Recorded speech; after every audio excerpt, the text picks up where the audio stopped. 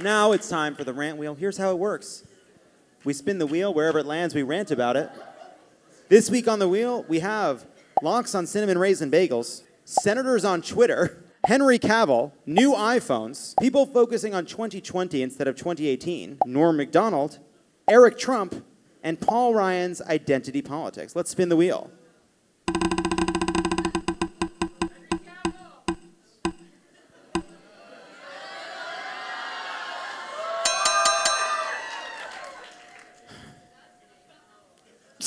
It has landed on lox and cream cheese on cinnamon raisin bagels.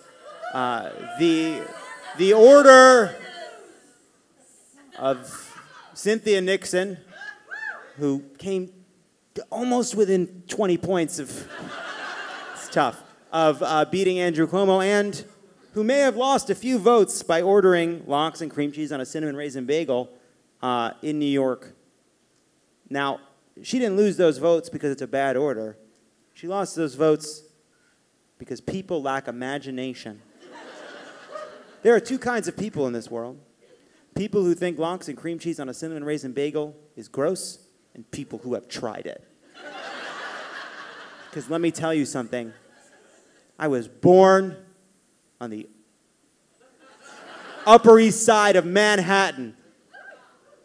Don't say stop to me, it's true. I was raised surrounded by bagels. My first memory is of bagels. Every day, the morning begins with bagels. You open the freezer, there are bags of frozen bagels. Because sometimes you buy too many bagels and you freeze them. Because you go to the deli and you say, give me a dozen, a mix. But there aren't a dozen people to eat the bagels. Yom Kippur is coming. You know what there's going to be for dinner? There's going to be bagels. So no one tells me how to eat a fucking bagel. Love bagels. And cinnamon raisin bagels with fish on them is delicious. Yes, cinnamon raisin with tuna is good. Cinnamon raisin with whitefish salad is good. Cinnamon raisin with lox and cream cheese and a slice of tomato is delicious. And if you see a movie called Delirious, starring John Candy and Muriel Hemingway, you will find out that at a key moment in that movie, Muriel Hemingway orders lox and cream cheese on cinnamon toast, which disgusts the chef behind the counter. Lox and cream cheese on cinnamon toast? Get it out of here. But it is an endearing quality for our main character because she marches to the beat of her own drummer. And she may not seem like the natural person to play the part in the weird soap opera world that John Candy's created in a movie that has very strange gender roles, which gets to some of the topic we've been covering tonight. But he loves her because she's great, because she's the kind of person that gets lox on a sweet bread that has raisins in it.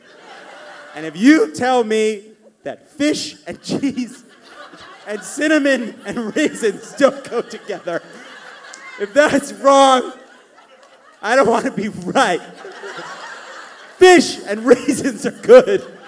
Spin it again.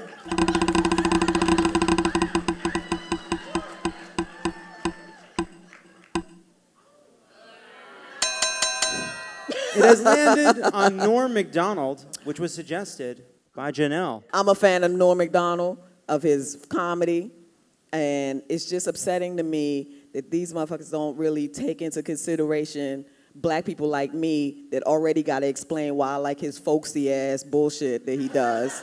Like, I think it's hilarious, and I've been defending him my whole life, it feels like, and then he's going to come out and do some shit like that, so it makes you wonder if he is really like the minimalist genius that I thought he was, or is he just fucking stupid, you know? I'm so glad. Because that's where I'm leaning right now, because that whole interview, do y'all know what we're talking about? He did an interview, he's just like on the wrong side of every subject they picked out, and it's like, are you doing a bit, but then also, why? I know, I felt the same way. I'm sick of defending Norm Macdonald. I have such an affinity for Norm Macdonald's comedy.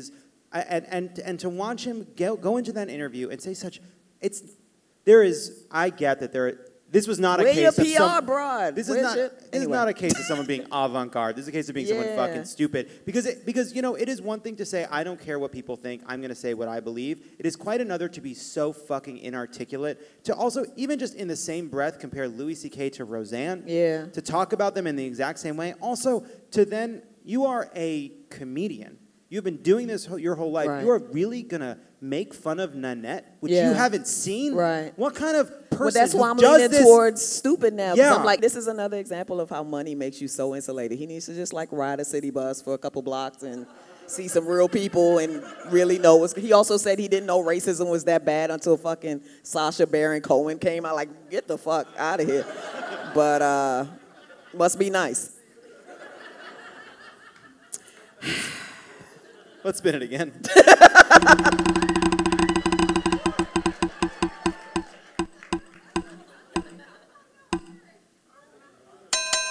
It has landed on people focusing on 2020 instead of focusing on 2018, a suggestion from Hawaii's senior senator, Brian Schatz. So I'll be very brief. Don't do that.